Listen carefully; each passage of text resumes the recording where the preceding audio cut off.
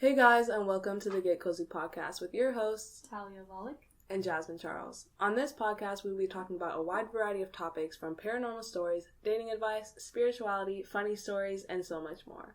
If any of our listeners have a special request about a topic they would like to hear from us, feel free to contact us through any of our socials, whether that be Instagram, Twitter, email, at the Get Cozy Podcast, all one word. Grab your PJs, a cup of tea, and get cozy with us.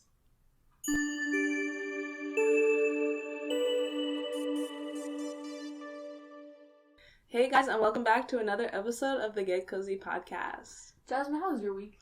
My week was great. I spent a lot of time outside, at the beach, at work. How was your week? Pretty good. I just want to start off by saying that I watched someone hit my car, so that was pretty eventful. And then a bee came into my room. And you know what the funny part about that was? So remember when I told you that it went away? Mm-hmm. It was 2 a.m. and it was buzzing around my ear, and it was really freaking scary. Is it still in here? No, it went out. I opened the window completely, and I sprayed it with Lysol. Oh sprayed it away. Oh my god, the bee, bro! We're supposed to be saving the bees. You out here spraying them with Lysol? Come on, man. Okay, well, I don't know if it was a bee or a wasp because that thing was huge. It was this big. Was it fuzzy? Yeah. Bee. B? Yep. Okay. You're a terrible person. Anyways, back to this episode, y'all. So this episode, we're going to be talking about a little bit of folklore that we know about. Folklore! Sorry. Or creepypasta. Yeah, I guess you could say creepypasta as well. But hopefully you guys haven't heard of this, so it's a little bit new. But even if you have, stay along and listen. And don't forget to follow, like, subscribe, all that good stuff so you can get more of us every week. And then turn post notifications or whatever the heck those are called. Notifications. I don't know why I say notification like that. Anyways, Talia, tell us about your first folklore story. Okay, so we each chose 2 topics separately to research about, and my first one was about Slenderman. So Slenderman was born on June 8th in 2009. A forum called Photoshop Prankers created the famous urban legend. A guy named Eric, who lives in Florida, who created this icon, was surprised that Slenderman had gotten this famous and is surprised it hasn't gone under wraps. Slenderman first appeared on a website called Something Awful under a thread that had paranormal images. The first image that was posted had text describing the image saying, "One of 2 recovered photographs from the Sterling City Library blaze, notable for being taken the day which 14 children vanished and for what is referred to as the Slender Man. Fire at library occurred 1 week later, actual photograph confiscated as evidence." And that was in 1986. The photographer was Mary Thomas, and she has been missing since June 13th of 1986. Kind of a coincidence, huh? Sounds a little sketchy if you ask me. Yeah, I know, right? And so some people added on to that text saying that a Slenderman-like creature dates back all the way to the 16th century in Germany and even 500 BC. Over the years, Slenderman has become one of the darkest entities that the media has created, from murdering people to compelling others to murder as well. Slenderman is the century's product. So, just a little bit into basics of Slenderman. Slenderman is very tall. He is more than 2 meters tall.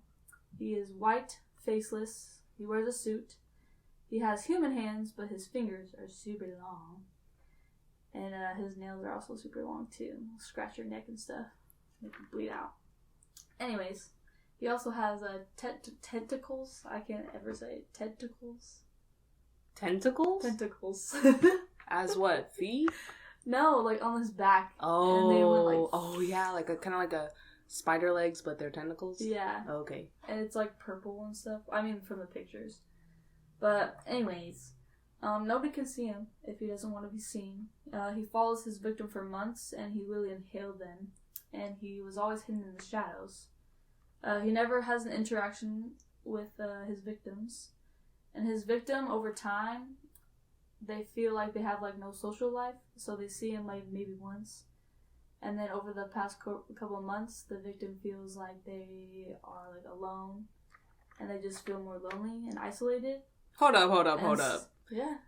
In our first episode, you said you saw this man at the park, so please let me know. Have you seen him again since then? No. Okay, cool. I think my social life is pretty good. You have no friends. No, I'm just playing. Fuck you. I just play. I have 1. Right here. I'm just kidding. I'm just playing. Am I though? Anyways, back to the story. Okay. Anyways, so then his victim never starts going out. And so then Slenderman consumes him little by little. Him or her. Sorry for discriminating there. And then soon the victim just goes missing and no one ever sees him again. And so eventually he was caught in pictures. And in 2009, someone uploaded a picture with Slenderman. And people think it's actually real.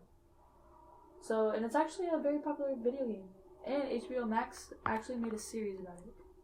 Wow, I've heard of the video game. I think I watched PewDiePie play it. PewDiePie? Yes. PewDiePie! I love him. I have never watched him in my whole entire 19 years of my life. I used to love watching him play video games because I didn't have video games, so I would just watch other people play. And he was really funny, especially when he would play scary games like Slenderman. Really?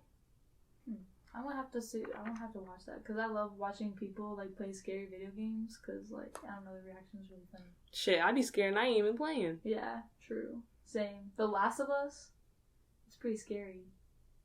The zombies be coming at you, and there's these certain type of zombies where they literally just obliterate you. And it's they're called clickers. Anyways, alright, so here's a story that I did not know that happened about Slenderman. You guys probably have heard about it, but in 2014, in Wisconsin, 3 12-year-old girls were having a slumber party. Anissa and Morgan lured their friend Peyton into the forest where they stabbed her 19 times. She dragged herself to a road nearby until a cyclist found her and called 911. Doctors said that if the stab wound in her chest went in the width of a human hair in a major artery of her heart, she would have died. The 2 girls walked around for 5 hours until they were picked up by the police and they were taken to the station. The knife was in the bag that they carried, and they also had blood all over their shirts. During the interrogation, the girls seemed like it was just a normal day and nothing had happened, like they had a very calm demeanor. After 7 days in the hospital, Peyton returned home and went back to school a few months later. Anissa felt a little more guilty than Morgan because Anissa felt like the attack was to please a Slenderman. Anissa told Morgan in the forest to go ballistic and go crazy, so Morgan continued to stab Peyton over and over again. Morgan continues to say in the interview that she was too afraid of what could happen if she didn't stab her friend. She was never scared of what the repercussions were. Morgan said a man told her that he would kill her whole family if she didn't do it, and also said that she didn't know him, but Anissa did. Anissa describes him as Slenderman in the interrogation. Morgan was charged with first-degree murder. I'm sorry, y'all. I have to cough so bad. And I've been sitting here, joking. And that's why I made her laugh. I'm like, I'm good. Oh my god. Sorry. Y'all should have seen her face, bruh. She was like, bro, I was dying. Okay, anyways, Morgan was charged with first-degree murder. Moida. She created Moida. Murder! You haven't seen P-Valley? I have, of course. Oh yeah, we literally watched it together. Okay. Anyway, watch P-Valley. It's a good show. Yeah, it's about strippers and stuff, but it's actually the business side of stripping, so it's actually really good. They're little ass in there too. Yep, you know. Anyways, so Anissa was charged with second degree, and you need to cough anymore, man? Sorry, keep going. I'm about to kill it. Okay. Anyways. Okay. So yeah, Anissa was charged with second degree, and because of how serious this event was, they were tried as adults. And so... Wait, did the girl die? Who, Peyton? No, she survived. Oh. She went back to school literally a few months later. Oh, I thought she died. No. Oh, so they were charged with second degree almost murder? So Morgan was charged with first, and Anissa was charged with second. Okay. I couldn't think of the word, so I said almost murder. Almost murder? I mean, shoot. Attempted murder. If it went in, so she had 19 stab wounds, and the one in her chest, if it went in literally the width of your hair, it would have killed her. Wow. She would have bled out. That's crazy. That's luck, right? That's God right there. Yeah. I was like, wow, bruh. There's a whole ABC News segment on it, and she talks about it. Anyways, so in 2017, Anissa pleaded guilty and being in an alliance with the murderer but the jury pleaded her not guilty because of mental health issues. Morgan was offered a plea and was to be seen by a psychiatrist to see how long she would be in a mental hospital for. She later pleaded guilty to the murder, but the jury decided not guilty because of mental health issues. Isn't that crazy? Yeah, that is. Like, I didn't know mental health issues had that much of an impact. Like, you really murdered someone and they're, like, not guilty because of mental health issues. I find that really insane. Like, I can understand it for certain circumstances, I guess.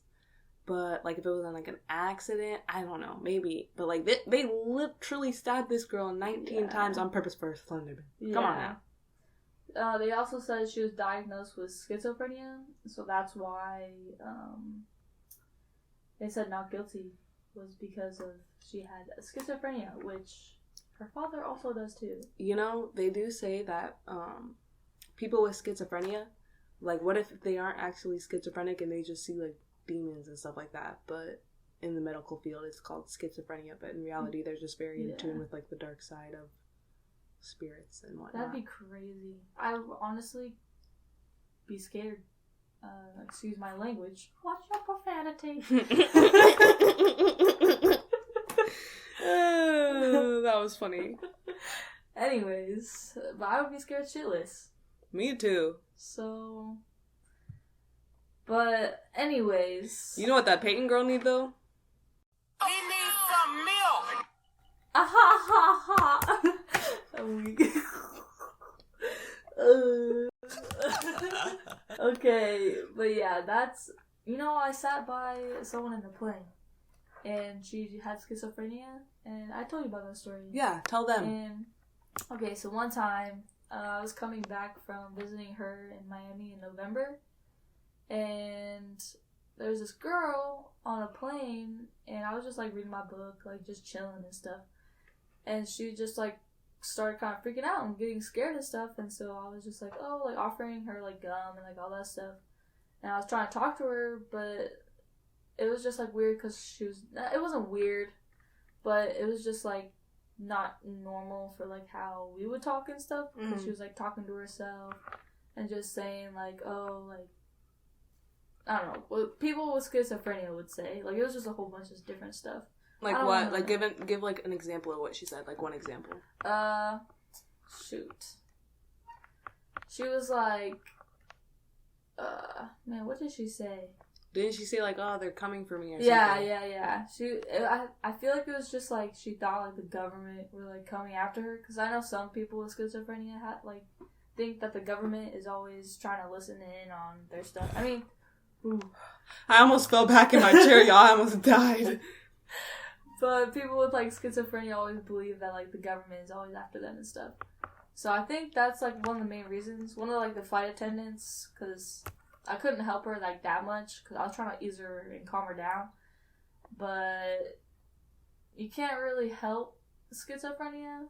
I mean, like, obviously there's, like, medication for it, but when you're on a plane and you, like, don't know each other, it's kind of weird. But the flight attendant, shout out to her, she was a real homie, and she literally sat next to us the whole entire flight and was just calming her down and stuff. And so, yeah, it was pretty crazy. Anyways, back to the freaking story.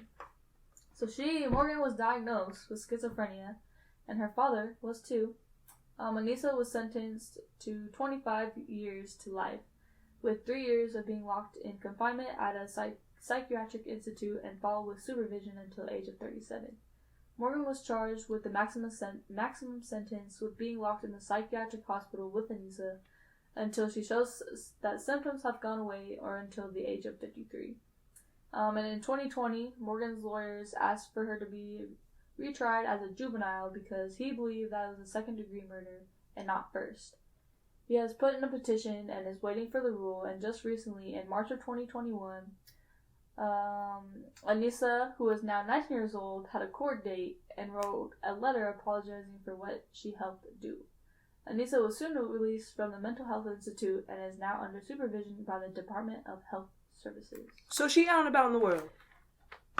Honestly, no, she's still in jail. She just has supervision. I was gonna say, how the hell they let this get out? No, because I'm pretty sure with second degree, I think all degrees of murder, you're literally in there for life. Yeah. So, I was like, dang girl, like, have you seen a picture of her? No. Bro, let me show you a freaking picture of her, bruh.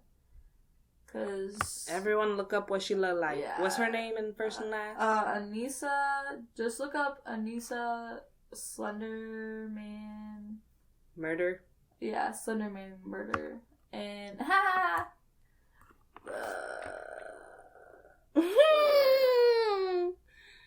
like that's the girl who murdered, and that's the girl who helped. Wow. Yeah. They're white. Yeah. Morgan in the interrogation office, she was like all calm and like literally acting like it was another normal day. That is terrifying. Yeah. She was like, I didn't want to do it, but like I was afraid of what would happen if it didn't.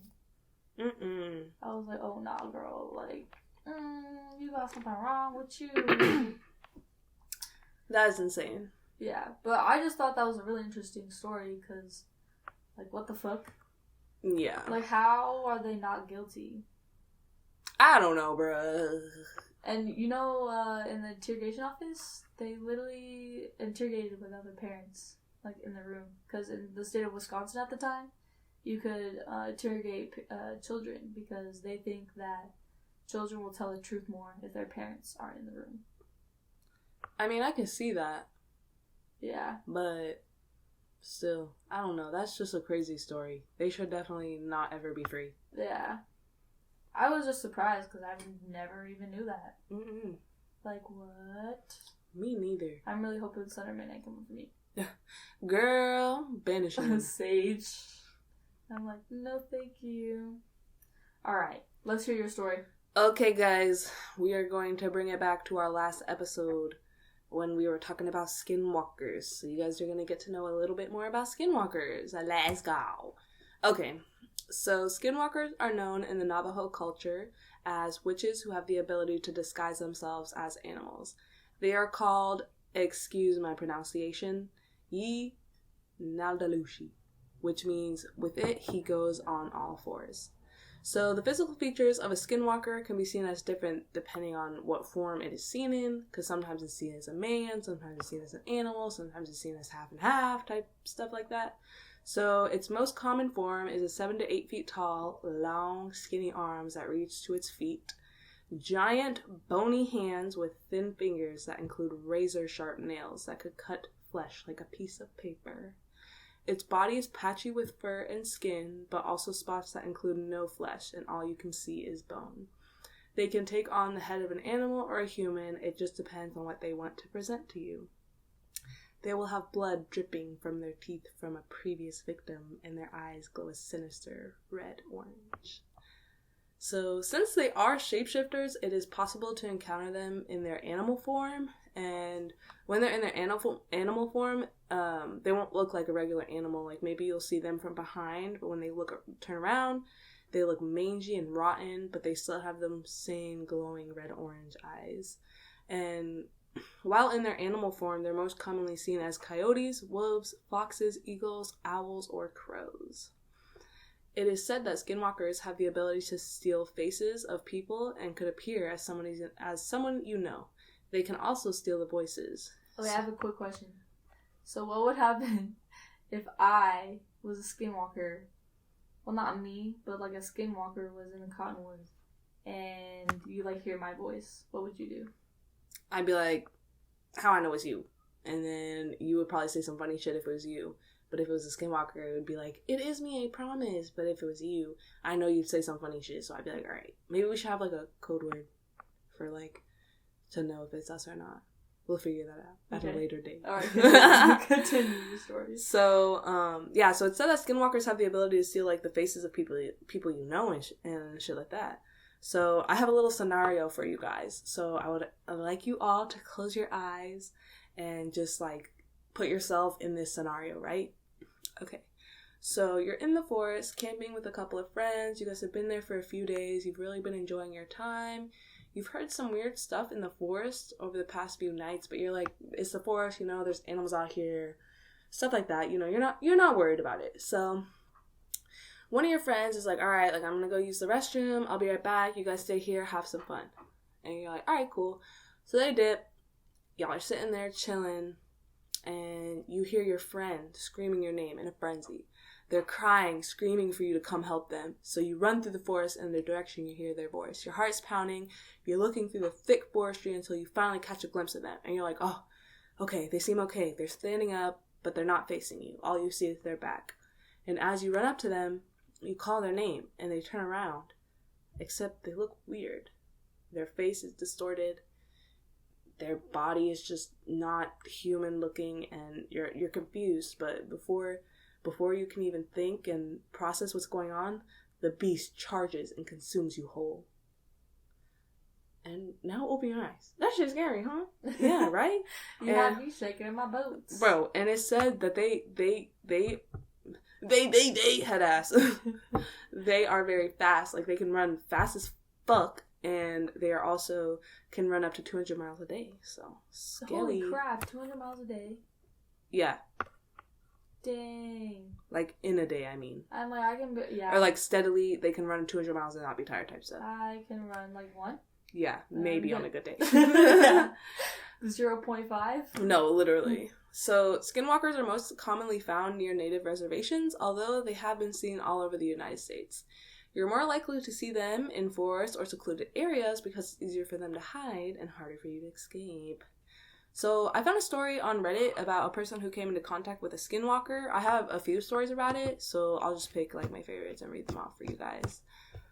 This is not my story, so I do not own the rights to this story at all. I just wanted to, you know, give you guys a little bit of an insight on skinwalkers. Okay, so here's the story. You guys ready? Alright, here it is. I was spending a month with my cousins. Clockins. Gosh, off to a great start. I was spending a month with my cousins at my grandma's house. It was August, and my cousins' ages ranged from 10 to 15, and I was the oldest, being 15.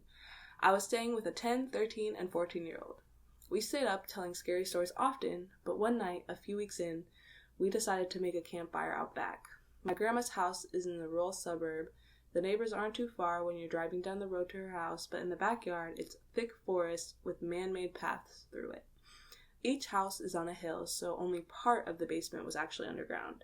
This isn't important until later, though. So, we're towards the east side of her yard in a smallish patch of open land. You couldn't see the neighboring yards from there, and there was probably 3/4 of a mile to each side of us that belonged to my grandma. It was maybe 11 at night, and we were playing Truth or Dare after telling scary stories, and my 14-year-old cousin dared me and the 13-year-old cousin to go walk through the paths for 10 minutes. So, I said yes right away, as I wasn't easily scared and rather level-headed, but my younger cousin, who was a bit more hesitant, she was not really down. We didn't bring a flashlight because it wasn't pitch dark yet, and we could see enough to not die. No. I damn hope so. Right. We were walking through the paths for about 5 minutes and could barely see the fire through the trees when we decided to turn. In the middle of the path was a large dog-like creature, hunched over with its front hands an inch off the ground. What I remember most... Oh my god, an ad popped up and blocked the story. Anyways. What I remember most was how its eyes were so fucking bright white, and it was a humanoid dog shape with a human-like head, but a dog-like body with human hands and feet. It looked right at us, and I know I was paralyzed with fear as it dashed away the opposite way from us, towards a creek that ran through the yard. Eventually, my cousin and I screamed, "Bloody effing murder," and the other cousins and my grandma ran to us. I don't remember much here because I was really disoriented and I couldn't think properly. But I did wake up in bed, so I assumed that I was brought to the house. All the kids slept in the basement in a big room with sliding glass doors to the outside. As the room was on the side that wasn't underground, my bed was pressed against a big glass window, and I could see my cousin playing outside down below. The house is in Michigan, so it gets slightly chilly even in the end of August, and there was a slight breeze, So I put on a jacket and ran to join them outside, skipping breakfast, not wanting to miss out on anything fun. When I got down, I could tell they weren't playing, but rather running to get my grandma. Her dogs, both of them, were dead, ripped up. Oh no. That night, we went to bed early. I woke up at maybe 2 a.m. because I felt something hit my head. My cousins were all sitting on the double bed opposite me on the other side of the room. There was one bunk bed and 2 double beds. The double beds for me and my 14-year-old cousin. They were being quiet and staring at me. The 13-year-old nodded its head toward the window. I froze. They all looked afraid. I turned my head slightly to the side, and I saw a really messed up looking face pressing to the window, with gaping eyes looking down at me. I screamed so fucking loud, and it bolted.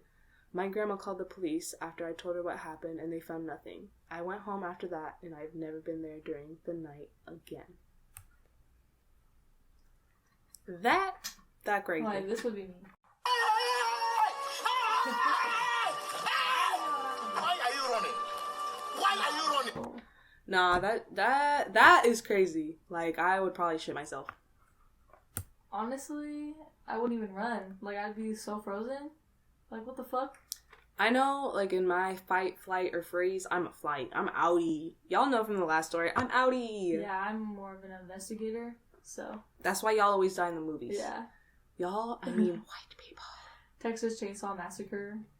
Oh, if Like it, everyone. well, okay, if it's Texas, okay. Let's change this topic here real quickly. So if it was, depending on the type of scary situation I'm in, if it's a ghost scary situation like demon shit versus Texas Chainsaw. If it's a demon type scary shit, I'm running, bitch. Bye. You can have the house.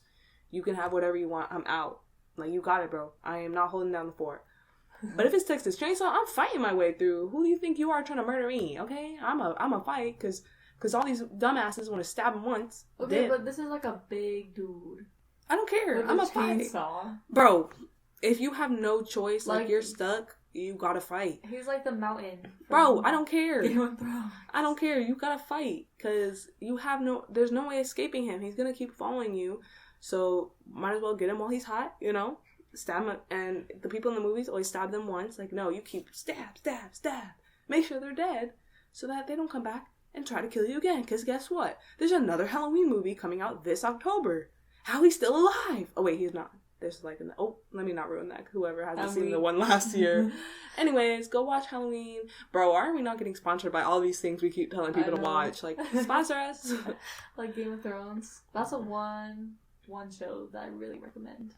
Every episode, I guess, we're just going to tell y'all to watch Game of Thrones. I just have a reference for everything for Game of Thrones. So, have you seen that ad, though, with the Chainsaw Massacre? Yeah. They're all, like, running, like, the wrong direction. There's, like, a car. And they hide behind all the chainsaws, and they're like, I think we should stay here. I think it's safer. No, literally. That shit like, funny as fuck. Okay. So, Talia, hit us with your second story. Alright, so this one's pretty interesting. So, this is not true, but there is a little tall tale, whatever the hell how you say it. And it's called, don't mind my, how do you even say it? Pronunciation? Whatever the hell. It's called Kojimi. It originated after World War II. Back in the day, the Nazis were known for being sneaky scientists, and some were set out to look for religious significance. I don't know why, but I thought you were going to say Sneaky Link. I'm weak. I mean, shoot. They were sneaky scientists. I'm Get weak. freaky under the lab coat. Anyways,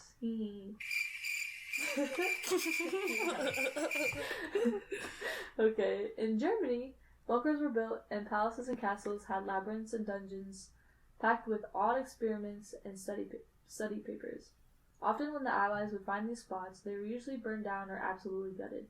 Nazis usually kept their research and experience under the radar until veteran guards who served at the labs started sharing their experiences.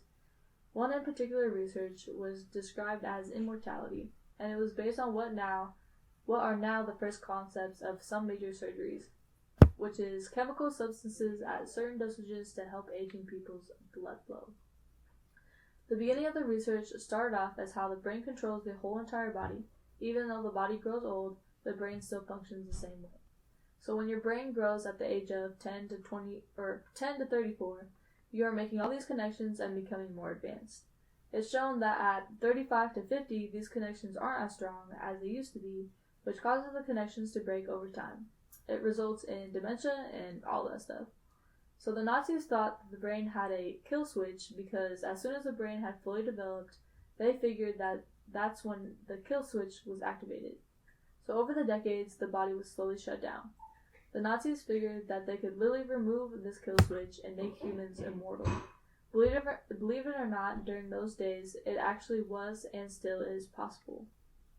Permission was granted in 1942 for the Nazis to conduct these experiments, but under one condition, that these experiments were to be conducted outside of Germany. The scientists were able to do the testing in Japan, which was their ally, but the team had taken over a Japanese orphanage. They decided to test on subjects that, in their words, didn't have anything to live for, like an old person or someone who has a disease. Damn, that's fucked up. Oh, just wait, it gets more fucked up. So that the Nazis thought that the orphans were a good match because they were deemed as they had nothing to live for. There were no concerns for an active kill switch with the orphans because their brains were still being developed. Next thing you know, they opened up the skull of an orphan and found a section of an adult brain. After seeing a version of an adult brain versus a child's, the Nazi scientists concluded that the kill switch wasn't in the brain, but in the cerebellum. I'm pretty sure that's how you say it. It's like in the back of the brain. Cerebral? Cerebellum. Cerebellum. Cerebellum. Wait, what? Spell that one more time. Cerebellum. Oh, cerebellum. Is that wrong? Bro, I tried to spell it in my head and it just no. I think it's cerebellum. Oh. Or, I don't know, cerebellum. There's my dyslexia for y'all. Yep. So I said cerebellum.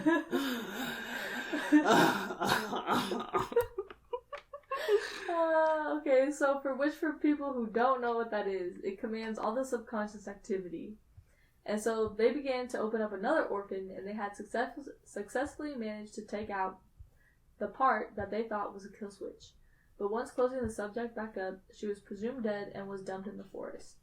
After different trials and methods, they finally were able to achieve the kill switch being taken out and also keep their patients alive. One girl actually lost the ability to sweat, but during these break-in stages, scientists would watch over these children saying, so here's a quote of one of the scientists. So he said, "They appear normal at first, just like any of the other children, playing, cheering, learning normally, but when separated from the others, they seem off. They stroll carelessly around with a blank smile on their face, their eyes looking straight at you, and if you approach from behind, their heads snap around with ungodly speed, and for a moment, you can almost see an expression so vile on their face that it makes you want to cower. But then you realize that they are just forming their dreamy smile again." And here's also another quote that I found pretty interesting. So, one of the scientists also said, "They also seem to be playing a game a lot more than when we started. I haven't got much knowledge of Japanese, but it seems the game is named Circle U, as described by one of the translators. A group of children surrounded one child who sits in the center alone. They link arms and begin to move in a circular manner around the child, making scary faces at them and singing an eerie chant. And if you lose, you flinch." So, there's this is the story, how it actually starts. Kojimi, I don't even know how to say it. Kojimi. It's like some shit like that. But it means circle. And you can find the old orphanage in Japan as long as you take a walk through the eerie woods. The old building is in a clear field with vines covering the whole entire place. When you open up the door, there's a very foul smell. And as you walk down the hall, there's a door made out of red wood.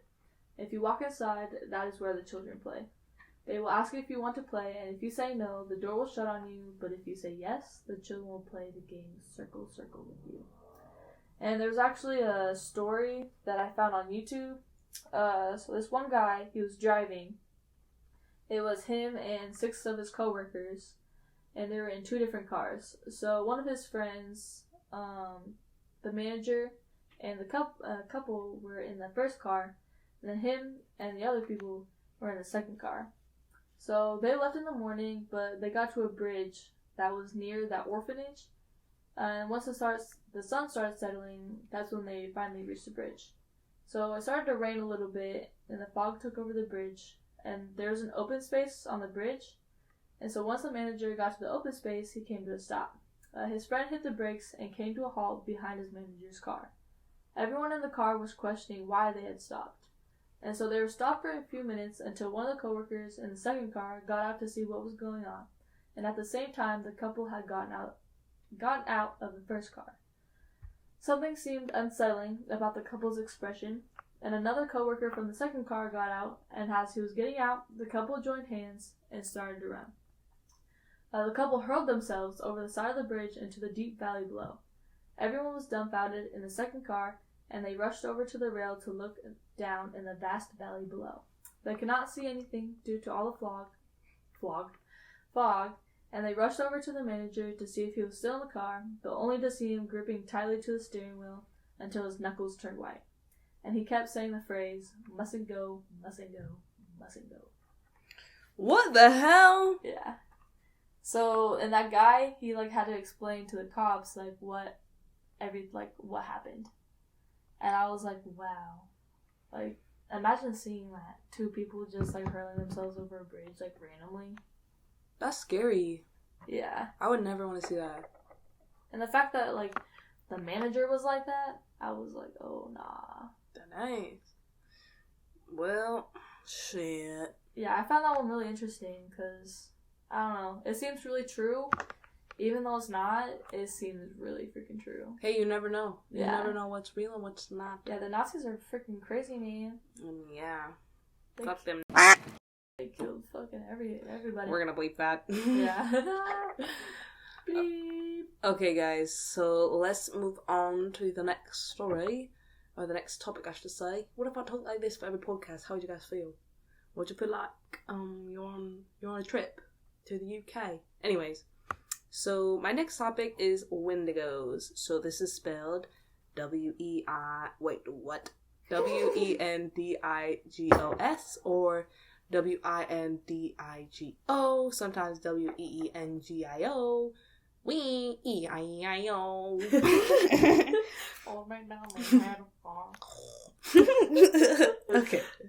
Okay, so the Windigo originates from spiritual beliefs held by indigenous peoples who inhabited large parts of both the northeastern seaboard and continental interior, especially the region around the Great Lakes and St. Lawrence River. The diverse mix of many different cultures and nations, the people share a set of similar dialects of the, I apologize for my pronunciation again, Algonquian language. As a result, they're often referred to as Algonquian peoples. As the tale goes, the Windigo was once a lost hunter. During a brutally cold winter, this man's intense hunger drove him to cannibalism.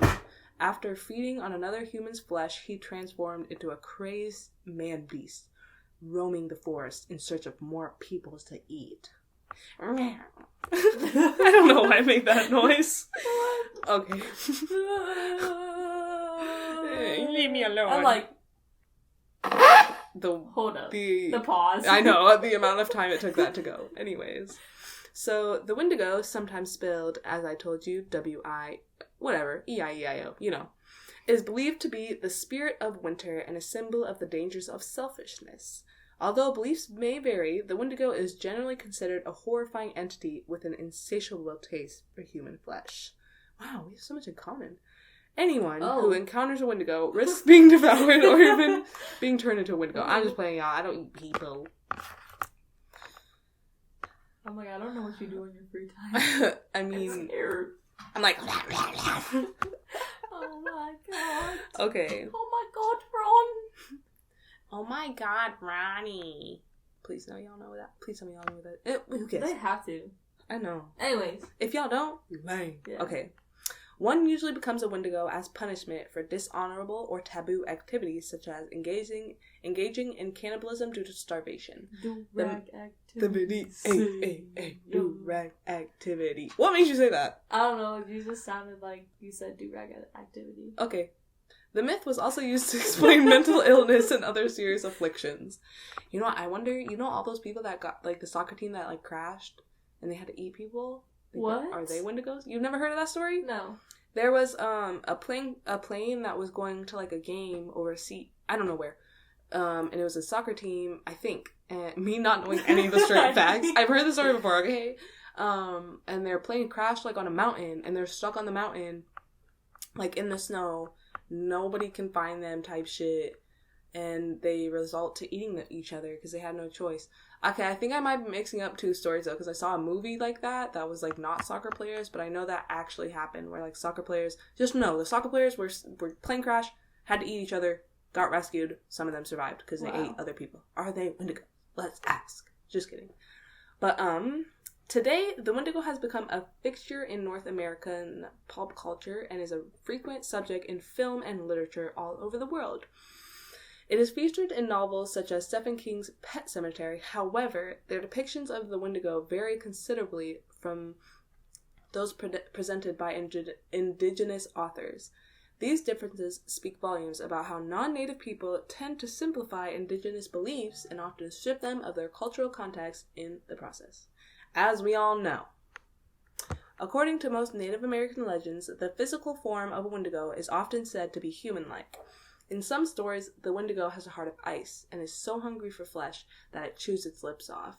For being an insatiable predator, the Windigo is definitely not the largest or most muscular beast out there. Though he's said to be almost 15 feet tall, his body is often described as emaciated. I think that's how you say emaciated? Something like that. You know, like skinny. Okay. This can be attributed to the notion that he is never satisfied with his cannibalistic urges, obsessing with hunting for new victims. He is forever hungry until he's eating another person. Conversely, when the Windigo appears in North American pop culture, it is usually likened to be a werewolf or a vampire, yeti, or some combination of thereof. And these can be mostly found in cold places, and they're more heard of being found in, like, Canada and stuff like that. So, sorry, y'all. No, I'm just playing. Okay. According to... Y'all can die first. Right. Bye! No. I'll be the last to go. Us in Florida, like, hey, y'all can't fuck with us over here. No. Sunny, 265 days of the year. Really? I think it's more. Yeah, I'm pretty sure it's like 360. 360. Yeah. No. It's hot shit. No. That's fine. Okay. According to Legends of the Nahanni Valley, a native author and ethnographer... Is that how you say that? Guys, I'm not good at, like, pronouncing stuff, okay? So, like, bear with a dude. Named Basil? No. Basil H. Johnston. Yeah. Okay. Once described the Windigo in his masterwork, The Manitous, as such. The Windigo was gaunt to the point of emaciation. You know the word. I said it earlier. It's desiccated. Oh my god, guys, I can't read. I feel like I'm in class and, like, the teacher's like, read aloud, and you're like, yeah, because you're nervous. You know, got me nervous. Okay, anyways. Its skin is pulled tightly over its bones, with its bones pushing out over its skin. Its complexion, oh my god, its complexion, the ash gray of death, and its eyes pushed back deep into the sockets. The Windigo looked like a gaunt skeleton, recently disinterred from the grave. What lips it had were tattered and bloody, unclean, and serving from separations of the flesh. The Windigo gave off a strange and eerie odor of decay and decomposition, of death and corruption. According to the ethnohistorian Nathan Carlson, it is also said that the Windigo has large, sharp claws and massive eyes like an owl. However, some people simply describe the Windigo as a skeleton figure with ash-toned skin. But no matter which version sounds the most plausible, this is obviously not a creature you want to run into. You know what I'm saying? Yeah. This is, Run. Like, if you ever see that in the mountains or wherever the hell you go, just know to get the fuck out. Okay, guys, so I do have another Reddit story. If you can't tell, I love Reddit. Like, if y'all know me, I be listening to like this guy on giving another shout out. His name is Let's Read, or the another guy, his name is The Nightmare Society, and they always are like reading true scary stories, and I like find them on Reddit too to read myself, and I love them. Okay. So this story is called "You Don't Know How Vulnerable or Tiny You Are as a Human Until You See a Windigo." In quotations, true story. Okay, here it is. There's no evidence of the creature itself existing. However, I technically did come across one. And believe me, this was one of the scariest things I've ever seen in my life. Let me explain. The human mind is one of the most perverted and twisted things that there are in the world. So much that you can go from having one of the most peaceful dreams to one of the most threatening experiences you've ever had. And this is what happened to me last night. I was having a pretty random dream, nothing special, but then, out of nowhere, I found myself in the middle of nowhere in some dark woods. The trees were black and there was a foggy brown aura surrounding the woods. I was somewhat confused because I wasn't there a second ago. Then I had the thing where you can't see well.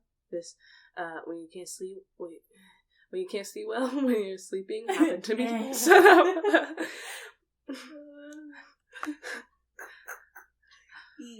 Shut up. And I saw this long and slim tree. This one was different from the rest, though. It was also somewhat crusty and curved. I went to touch it, and then it just started going up. It wasn't a tree I touched, but a leg. I was finally able to see a being as big as a bean. Back to pain. Beans. Okay. That's like explaining a scary story. Over here. Saying beans in the back. Bro, we are funny. Okay. And then I saw it. It was a huge creature. Tall as a 3-story building. With some chicken-like legs and a slim gray body. It had huge antlers. Almost like those of a moose. And the back of its head was like that of an elk whose skin had started to necrotize. Fortunately for me, don't know what would have happened. Oh wait, no. Missed the sentence. Fortunately for me, though, it was walking forward and I was behind it. I don't know what would have happened if I would have seen its face. I'm honestly glad I didn't. It didn't even notice me. It just kept walking towards something that was unknown to me. The ground shook as he walked slow, and then it hit me. This can't be real. Windigos don't exist. I must be dreaming or something. Then I woke up, like, bruh, lame ass story. But I just thought it was cool, like, yeah, okay. Here's a real one, though. This one is called "My Friends and I Think We Were Being Hunted by a Windigo." Quotations. Whole story takes place on an 8-mile stretch of road in Hamlin, New York. 8 mile? Why are they on that long ass road for 8 miles? If you would listen to the story I'm about to tell you, would find out. Sorry, ma'am, I didn't know. You know what? It's okay, because you know why? Gotcha, bitch! Oh. Yeah. Yeah. Yeah. Okay. Really, nigga? Okay. Here's the story. I was 16-year-old. Oh. And went on a fishing trip with my 4 friends, Brian, Mike, Ethan, and Joe. The fishing spot was under a bridge 1.5 miles away from any houses. The day started out fun, everybody was excited to go fishing and smoke, and the walk to the spot went well. There were squash fields of littering the size of the main road, so we snagged a few and continued on, also grabbing corn. We get to the spot and fish for a few hours until it was about 9:30 p.m. This is where shit pops off. But before I say anything else, I want to recognize that my friend Brian is a descent of the Navajo tribe and believes in druid stuff. Quotations. I'm an atheist. We start to hear dogs barking in the distance, like a wild pack of dogs. That's another thing about Windigos, is they'll have, like, animals that travel with them to, like, lure people in and shit. Like, oh, I know those dogs. Psych! Yeah. Or, like, a wild pack of dogs, like in this story. Here we go. Oh yeah. We start to hear dogs barking in the distance, like a wild pack of dogs, but the chances of that being a thing are low, so we consider coyotes. We soon realize that coyotes don't bark, they yip, so that's out the window. We're a little bit paranoid at that point, so we come to the conclusion that walk back the 8 miles and down a bottle of rum at Brian's house. A quarter way back, my friend Brian stopped dead in his tracks in the middle of the road. The expression on his face changed from concern to the look of fear. I walked up to him, wondering what was up, and he grabbed me by the wrist and pointed my hand out to the fields, and all I could see looking back at me was a pair of eyes the size of footballs. Me and Brian agreed silently to keep it between us two as to not freak everybody out, and end up getting split up, so we just kind of pick up the pace so everyone is forced to follow at our speed. Halfway back to Brian's house, we pass a white farmhouse with a cornfield across from it. Next thing we know, it feels like a plane buzzed by, and there's about a 40-yard trail crashing through the corn. And all the while this is happening, we hear the fucking dogs following us. As we return to Brian's house and pull out the 12 gauge and a bottle of rum and sit on the porch, we hear the same dogs from earlier start whining off in the distance like they were upset they didn't get to us. Then I proceed to have night terrors while drunk at my buddy's house. LOL. And some of the comments say, "You deserve this. You shouldn't steal corn." I'm dead. But it also says another theory is that the Windigos crops, those were the Windigos crops, and he stole it, so he got mad. But if you can, and another comment says, if you continue to see it, hear the dogs, or if you hear low-pitched, demonic-sounding voices, then yes, you are being hunted. Wow. But, and then another comment says, it's more likely to be a Skinwalker, because they are very similar to a Windigo. That's why I wanted to talk about them both. But, yeah, I can't remember if what you saw is either Windigo or Skinwalker. Girl, I don't know. That shit was scary. All I know. That shit was scary. Yeah. I mean, when you look up a Skinwalker, it's like the first picture. Well, no, it depends on, like, yeah, but isn't what culture you ask. Oh, like what I saw? Yeah. Yeah. Like, it was white and weird looking and hunched. Like, and, guys, look up, literally just look up a video. Look up on Google Skinwalker, and it'll be like the first image that pops up. The first image is what I saw in the first episode that night at Conwood. But the next few photos are what is considered in the nautical culture. Yeah. So it really depends on who you're asking, the culture that is talking about it and stuff like that. It will depend on what it looks. It will differ on how it looks. Yeah. All right, guys. Well, that concludes this episode. I hope you guys have a great weekend, and don't forget to always.